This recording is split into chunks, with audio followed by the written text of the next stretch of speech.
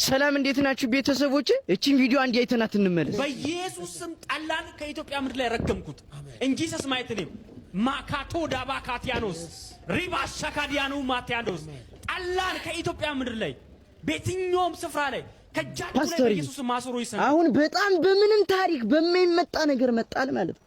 በማይመጣ በእኔ ብለኔ በዚች በመሃሏ መጣ። እንት መጠጥ እያለ እንዴት ጠላን ትሳደባል? የውም የሀገራችን ብርቅዬ የሆነው መጠጥ ኢትዮጵያ ውስጥ ብቻ የሚገኙን እንደው አለ ኢትዮጵያ ውስጥ ብቻ እኮ ነው የሚገኙ ጠላ የባህል አምባሳደር እኮ ባህላችን በተለያየ ዓለም ያስተዋወቀ መጠጥ እኮ ጠላ ማለት ነው። እናቶቻችን መከረይተው የሚያዘጋጁት ከጌሾ ከብቅል እንደዚህ የሚዘጋጀው ጠላ ለምን ተሰድባለ? ጌሾ እንደሆነ ብቅል እንደሆነ ኦርጋኒክ ነው፣ ኬሚካል አይደለም። እንዴት ጠላ ጎጂ ነው ምናምን ብለ ተሳደባለ?